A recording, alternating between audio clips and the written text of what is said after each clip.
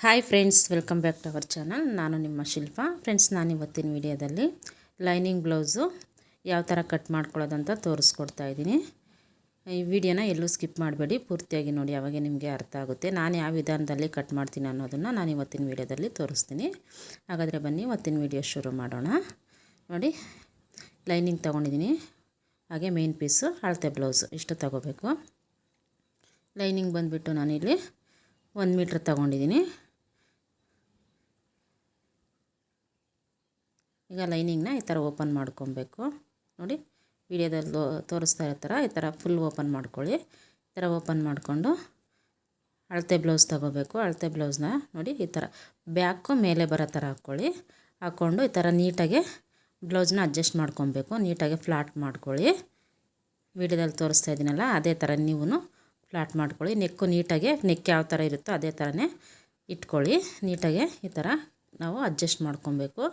ಮೊದಲಿಗೆ ಅಳತೆ ಬ್ಲೌಸ್ನ ಈ ಥರ ಅಡ್ಜಸ್ಟ್ ಮಾಡ್ಕೊಳ್ಳಿ. ಈ ಥರ ಅಡ್ಜಸ್ಟ್ ಮಾಡ್ಕೊಂಡ ನಂತರ ನೋಡಿ, ಆ ಕಡೆ ಸೈಡು ಜೈಂಟಿಂದ ಈ ಕಡೆ ಸೈಡ್ ಜೈಂಟ್ವರೆಗೂ ಸ್ಲೀವ್ ಕೆಳಗಡೆ ನೋಡಿ ಈ ಥರ ಮೆಜರ್ಮೆಂಟ್ ತೊಗೊಳ್ಳಿ. ನೋಡಿ, ವಿಡಿಯೋದಲ್ಲಿ ತೋರಿಸ್ತಾ ಇರೋ ಥರ ಮೆಜರ್ಮೆಂಟ್ ತೊಗೊಳ್ಳಿ. ಆ ಮೆಜರ್ಮೆಂಟ್ ಎಷ್ಟು ಬರುತ್ತೋ ಅದನ್ನು ಅರ್ಧ ಮಾಡ್ಕೊಳ್ಳಿ. ನೋಡಿ, ಈ ಥರ ಅರ್ಧ ಮಾಡ್ಕೊಳ್ಳಿ. ಆ ಅರ್ಧ ಎಷ್ಟು ಮೆಜರ್ಮೆಂಟ್ ಬರುತ್ತೋ ಅದಕ್ಕೆ 2 ಇಂಚ್ ಸೇರಿಸ್ಕೊಳ್ಳಿ. 2 ಇಂಚ್ ಸೇರಿಸ್ಕೊಳ್ಳಿ. ಅದು 2 ಇಂಚ್ ಬಂದುಬಿಟ್ಟು ರಾಯ್ ಎಡ್ಜ್ಗೆ. ಈಗ ಆ ಮೆಜರ್ಮೆಂಟ್ ಎಷ್ಟು ಬರುತ್ತೋ ಆ ಮೆಜರ್ಮೆಂಟ್ನ ಲೈನಿಂಗ್ ಮೇಲೆ ನೋಡಿ ವಿಡಿಯೋದಲ್ಲಿ ತೋರಿಸ್ತಾ ಇರೋ ಥರ ಈ ಥರ ಮಾರ್ಕ್ ಮಾಡ್ಕೊಳ್ಳಿ. ಒಂದು ಸೈಡಿಂದ ಈ ಥರ ಮಾರ್ಕ್ ಮಾಡ್ಕೊಳ್ಳಿ. ಆ ಮೆಜರ್ಮೆಂಟ್ನ 3 ತವ ಈ ಥರ ಮಾರ್ಕ್ ಮಾಡ್ಕೊಂಡಿದ್ದೀನಿ. ಈಗ ಎಲ್ಲಿಗೆ ಮಾರ್ಕ್ ಮಾಡಿರ್ತೀವೋ ಅಲ್ಲಿಗೆ ಈ ಥರ ಫೋಲ್ಡ್ ಮಾಡ್ಕೊಬೇಕು. ನೋಡಿ, ಈ ಥರ ಫೋಲ್ಡ್ ಮಾಡ್ಕೊಳ್ಳಿ. ಈಗ ನಾವು ಎಲ್ಲಿಗೆ ಫೋಲ್ಡ್ ಮಾಡಿರ್ತೀವೋ ಅಲ್ಲಿಗೆ ಕಟ್ ಮಾಡ್ಕೊಬೇಕು.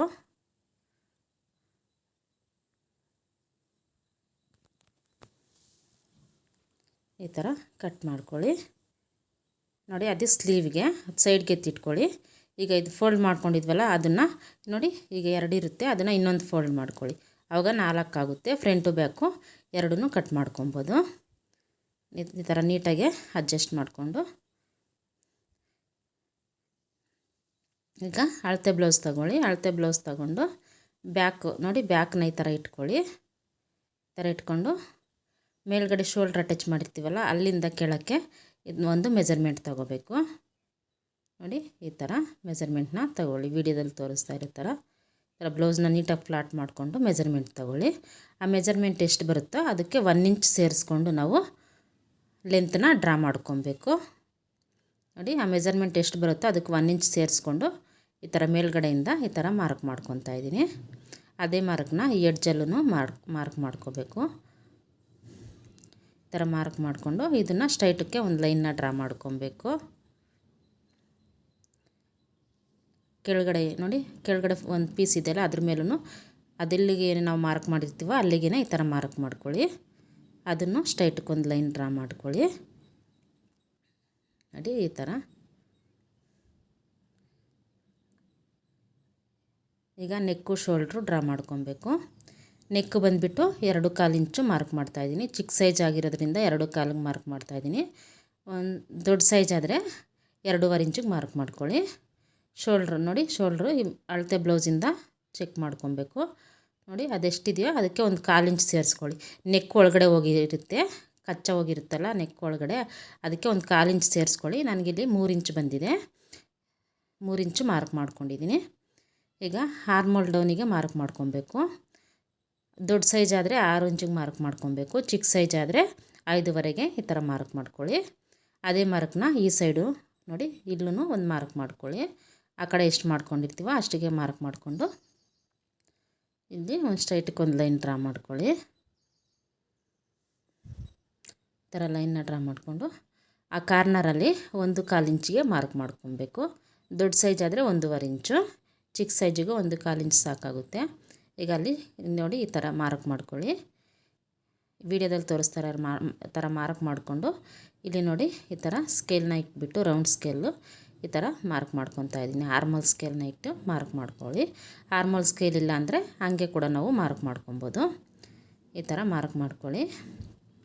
ನೋಡಿ, ಈಗ ಅಳತೆ ಬ್ಲೌಸ್ನ ತಗೊಂಡು ಆ ಕಡೆ ಸೈಡ್ ಜೈಂಟ್ ಇರುತ್ತಲ್ಲ ಆ ಸೈಡು ಈ ಸೈಡ್ ಈ ಥರ ಇಟ್ಕೊಂಡು ಸೆಂಟ್ರಿಗೆ ಈ ಥರ ಫೋಲ್ಡ್ ಮಾಡ್ಕೊಳ್ಳಿ. ನೋಡಿ, ಫೋಲ್ಡ್ ಮಾಡಿಕೊಂಡು ನೆಕ್ ಡೀಪ್ನ ಈ ಥರ ಇಟ್ಕೊಂಡು ಕೆಳಗಡೆ ಒಂದು 1/4 ಇಂಚ್ ಬಿಡಬೇಕು, ಮೇಲ್ಗಡೆ ಒಂದು 1/4 ಇಂಚ್ ಬಿಟ್ಟು ಮಾರ್ಕ್ ಮಾಡ್ಕೊಳ್ಳಿ. ಅದು ರಾಯ್ ಎಡ್ಜಿಗೆ ನೋಡಿ ಈ ಥರ ಮಾರ್ಕ್ ಮಾಡ್ಕೊಳ್ಳಿ.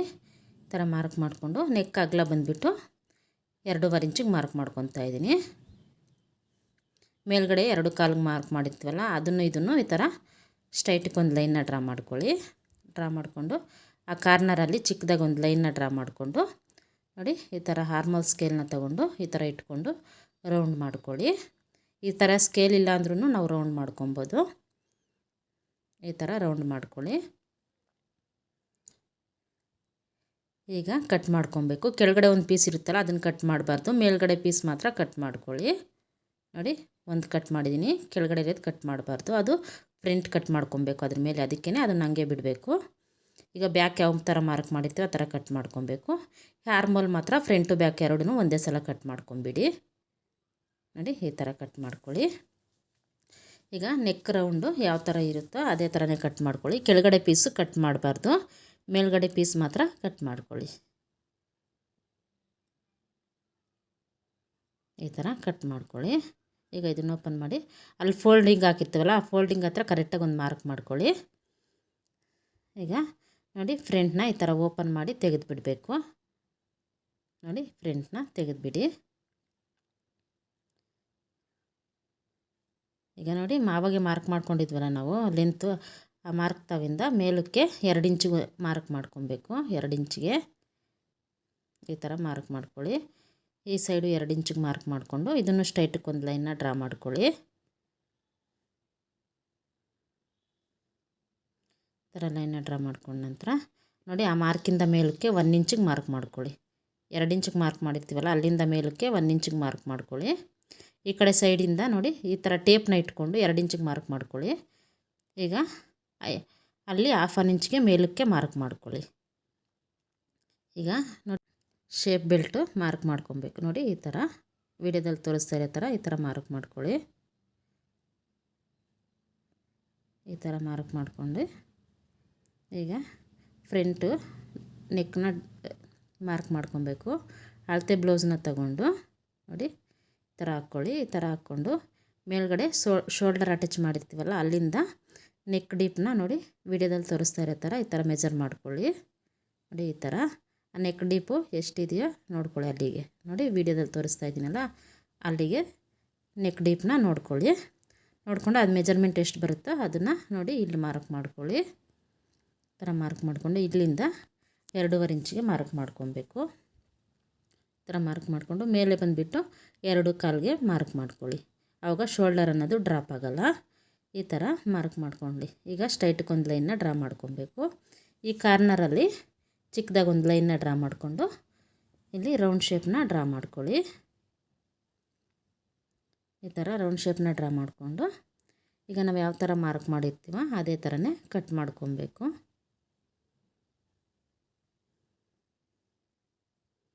ಫ್ರೆಂಡ್ಸ್, ನೀವಿನ್ನೂ ನಮ್ಮ ಚಾನಲ್ಗೆ ಸಬ್ಸ್ಕ್ರೈಬ್ ಆಗಿಲ್ಲ ಅಂದರೆ ಸಬ್ಸ್ಕ್ರೈಬ್ ಮಾಡ್ಕೊಳ್ಳಿ.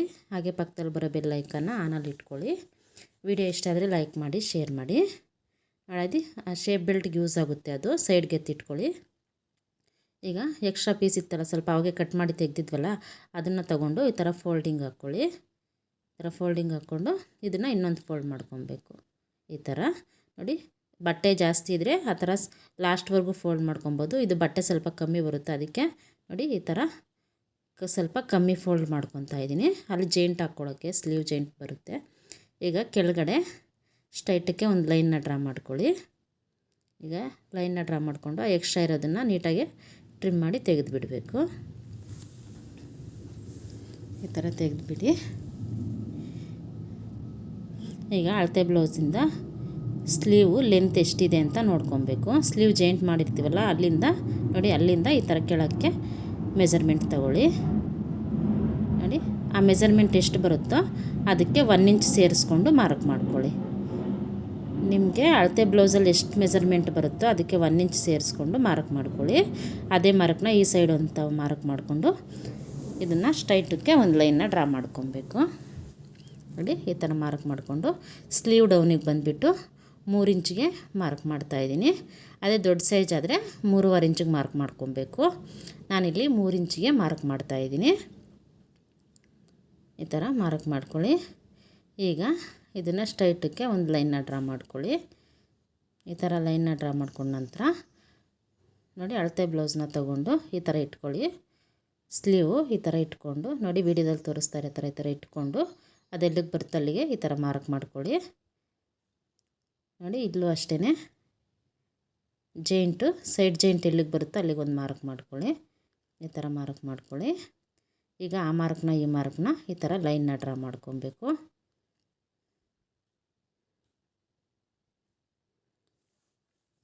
ಈಗ ಎಕ್ಸ್ಟ್ರಾ ಮಾರ್ಜಿನ್ಗಾಗಿ 2 ಇಂಚು ಅಥವಾ 2.5 ಇಂಚಿಗೆ ಈ ಥರ ಮಾರ್ಕ್ ಮಾಡ್ಕೊಳ್ಳಿ. ಈ ಥರ ಮಾರ್ಕ್ ಮಾಡಿಕೊಂಡು ಇಲ್ಲೂ ಒಂದು ಲೈನ್ನ ಡ್ರಾ ಮಾಡ್ಕೊಳ್ಳಿ. ಈ ಥರ ಲೈನ್ನ ಡ್ರಾ ಮಾಡ್ಕೊಂಡ ನಂತರ ಮೇಲ್ಗಡೆ ನೋಡಿ ಅಲ್ಲಿಂದ ನಾವು ಸ್ಟ್ರೈಟಾಗಿ ಒಂದು ಲೈನ್ ಡ್ರಾ ಮಾಡಿರ್ತೀವಲ್ಲ ಅಲ್ಲಿಂದ 1.5 ಇಂಚಿಗೆ ಒಂದು ಮಾರ್ಕ್ ಮಾಡ್ಕೊಳ್ಳಿ. 1.5 ಇಂಚಿಗೆ ಮಾರ್ಕ್ ಮಾಡಿಕೊಂಡು 1.5 ಇಂಚಿಗೆ ಸ್ಟ್ರೈಟ್ ಇರಲಿ. ಆ 1.5 ಇಂಚಿಂದ ಸ್ವಲ್ಪ ಡೌನ್ ಮಾಡಿಕೊಂಡು ನೋಡಿ ಈ ಮಾರ್ಕ್ಗೆ ಈ ಥರ ಮಾರ್ಕ್ ಮಾಡ್ಕೊಳ್ಳಿ. ಈ ಥರ ಮಾರ್ಕ್ ಮಾಡಿಕೊಂಡು ಕಟ್ ಮಾಡ್ಕೊಳ್ಳಿ. ಅದು ನಾವು ಯಾವ ಥರ ಮಾರ್ಕ್ ಮಾಡಿರ್ತೀವೋ ಅದೇ ಥರನೇ ಕಟ್ ಮಾಡ್ಕೊಬೇಕು. ನೋಡಿ ಸೆಂಟ್ರಲ್ಲಿ ಒಂದು ನ್ಯಾಚ್ ಹೊಡ್ಕೊಳ್ಳಿ. ಸೈಡಲ್ಲಿ ಎಕ್ಸ್ಟ್ರಾ ಇರೋದು ಟ್ರಿಮ್ ಮಾಡಿ. ಇಲ್ಲಿ ಜೈಂಟ್ ಇರುತ್ತಲ್ಲ ಅದನ್ನು ಓಪನ್ ಮಾಡ್ಕೊಬೇಕು. ಈ ಥರ ಓಪನ್ ಮಾಡ್ಕೊಳ್ಳಿ. ಈಗ ಸ್ವಲ್ಪ ಕಮ್ಮಿ ಬಂದಿದೆಯಲ್ಲ ಒಂದು ಸೈಡು ಅದನ್ನು ಈ ಥರ ಎಕ್ಸ್ಟ್ರಾ ಬಟ್ಟೆನ ಈ ಥರ ಜೈಂಟ್ ಮಾಡ್ಕೊಳ್ಳೋದಕ್ಕೆ ಕಟ್ ಮಾಡ್ಕೊಬೇಕು.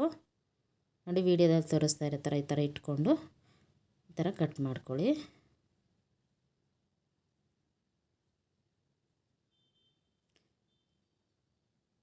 ಈ ಕಡೆ ಸೈಡು ಒಂದು ನ್ಯಾಚ್ ಹೊಡ್ಕೊಳ್ಳಿ. ಆ ಸೈಡ್ ಅಟ್ಯಾಚ್ ಮಾಡೋದಂತ ನಮಗೆ ಗೊತ್ತಾಗುತ್ತೆ. ಸ್ಟಿಚ್ ಮಾಡಬೇಕಾದ್ರೆ ಎಕ್ಸ್ಟ್ರಾ ಇರೋದನ್ನು ಸ್ಟಿಚ್ ಮಾಡಿ ಕಟ್ ಮಾಡ್ಬೋದು. ಈಗ ಸ್ಲೀವ್ನ ಸೈಡ್ಗೆ ತಿಕ್ಬಿಟ್ಟು ನೋಡಿ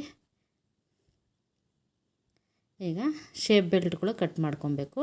ಉಳಿದಿರೋ ಪೀಸಲ್ಲಿ ಶೇಪ್ ಬೆಲ್ಟು 4 ಬೇಕಾಗುತ್ತೆ. ಲೈನಿಂಗಲ್ಲಿ 4 ಕಟ್ ಮಾಡ್ಕೊಬೇಕು.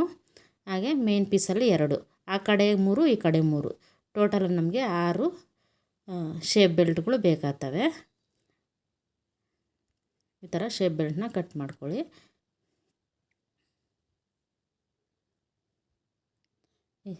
ಇದರಲ್ಲಿ ಉಕ್ಸ್ ಪಟ್ಟಿ ಕಾಜಾ ಪಟ್ಟಿ ಕಟ್ ಮಾಡ್ಕೊಬೇಕು.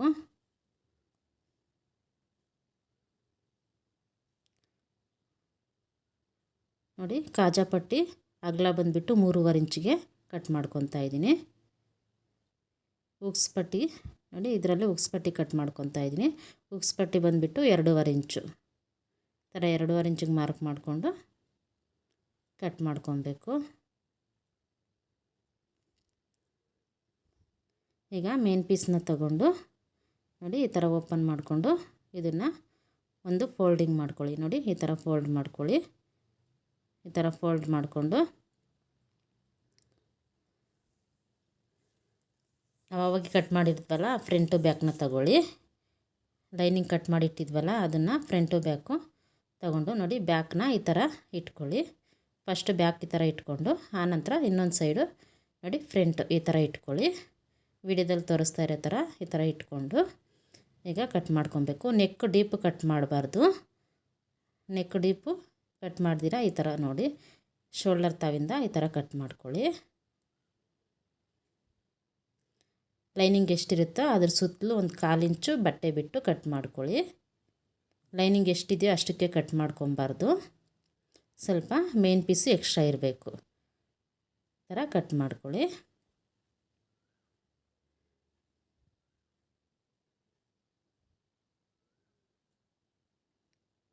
ಈ ಥರ ಕಟ್ ಮಾಡ್ಕೊಂಡ ನಂತರ ಆರ್ಮೋಲ್ ಹತ್ರ ನಾವು ಕಟ್ ಮಾಡಿದ್ವಲ್ಲ ಸ್ವಲ್ಪ ಬಟ್ಟೆ ನೋಡಿ ಆ ಬಟ್ಟೆನ ಶೇಪ್ ಬೆಲ್ಟ್ಗೆ ಯೂಸ್ ಮಾಡ್ಕೊಬೇಕು.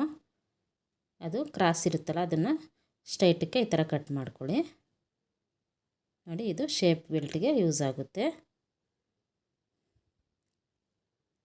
ಈಗ ಇನ್ನು ಉಳಿದಿರೋ ಪೀಸ್ನ ತೊಗೊಂಡು ನೋಡಿ ಫಸ್ಟ್ ಒಂದು ಫೋಲ್ಡಿಂಗ್ ಹಾಕ್ಕೊಂಡಿದ್ದೀನಿ, ಅದನ್ನು ಇನ್ನೊಂದು ಫೋಲ್ಡ್ ಹಾಕ್ಕೊಬೇಕು. ಈ ಥರ ಫೋಲ್ಡಿಂಗ್ ಹಾಕ್ಕೊಳ್ಳಿ. ಈಗ 4 ಫೋಲ್ಡಿಂಗ್ ಇದೆ.